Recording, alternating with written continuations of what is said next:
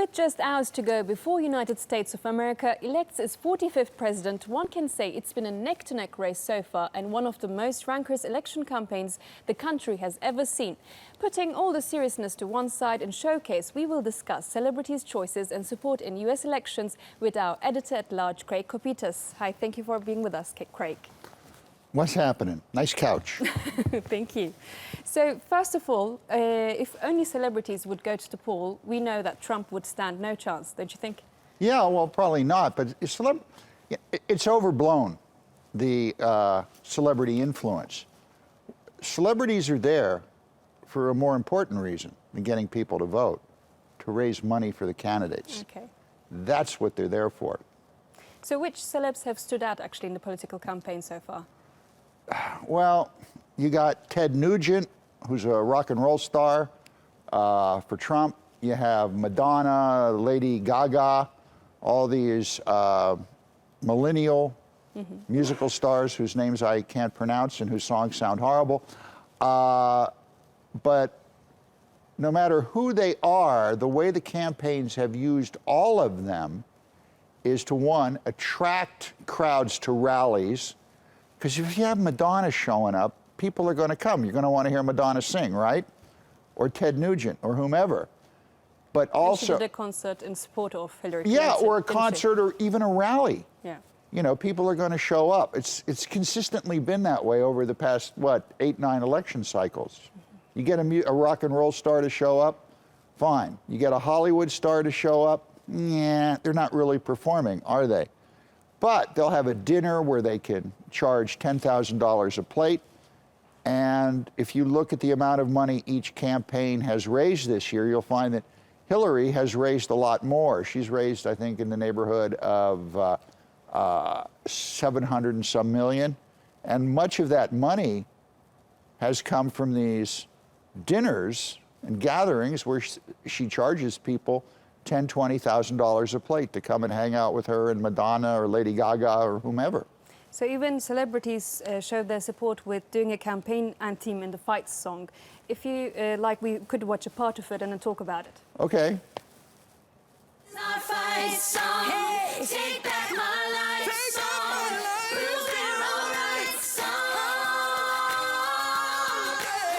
My gun was turned on, starting right now. I'll be strong.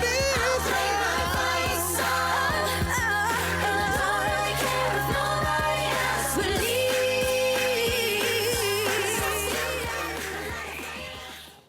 So some criticized Clinton for choosing a cheesy pop tune. How successful was it in the political campaign? I don't think it's successful at all. It's a lousy song. It reminds me of David Hasselhoff singing the theme to Baywatch. This is not music. These are gimmicks. These are political gimmicks. Now, there were songs back in the old days, okay, that were great songs that were used in political campaigns.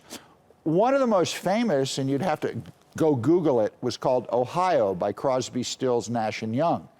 And that song, which became a campaign song, orbited around the May 1970 death of students at Kent State University who were shot by the National Guard during an anti-Vietnam protest. And that song became a rallying cry. There's a big difference between marketing something like this and having a rallying cry. Even if you go back in American history, believe it or not, back in the early 19th century, there was James Polk and John Tyler, who ran for president. They had the first campaign song. And the candidate won a battle at a place called Tippecanoe. And the campaign song was Tippecanoe and Tyler too. That was the Madonna song of its day. No one's ever heard it, but you could Google it and listen to it. And that was the first song. So it does work. Gets people to rallies.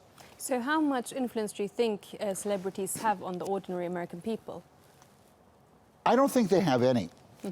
And historically, they haven't had any. The first celebrities who ever backed a candidate was for Warren Harding, and I think it was 1920. You had Douglas Fairbanks, Mary Pickford, and Al Jolson. Remember Al Jolson, the jazz singer? He was in the first talkie film. Well, they backed Warren Harding, and everyone listened. And then Warren Harding ended up having one of the worst presidencies in the history of the United States, so celebrities for nearly 40 years backed off from endorsing any candidates because it was hurting their careers. So you don't think it's very influential at all, actually, for celebrities to endorse candidates? Well, it gives them some jazz. Again, it's about the money. It's always about the money in an American campaign. You might think it's about the flash and the dash. It's about the cash. And celebrities can raise money. And that's why they're employed by the candidates. So one last question. Susan Sarandon says she will not vote for any candidate. It would only be voting for the less evil one, and that it's not a gender election. So if Clinton wasn't a woman, do you think she would have had the same support, or the other candidate would have? Well, if you want to vote for a woman, vote for Jill Stein, who is the candidate of the Green Party in the United States. Hillary Clinton milked her womanhood for everything she possibly could. However, and that's fine, don't get me wrong, but if you want to know a celebrity who actually helped change an election, there was one, and it might astonish you. It was Oprah Winfrey in 2008. Oprah Winfrey came out and endorsed Obama, a woman, over Hillary. And there were studies done later, metrics done by universities, and they discovered that Oprah Winfrey brought in more than 1 million votes for Obama because of her endorsement. And that is the only time in American political history that someone actually scientifically tracked your question and got an answer. All the others, your George Clooney's and Barbara Streisand's, no, it was Oprah Winfrey. Thank you, Craig Copetas, for being with us.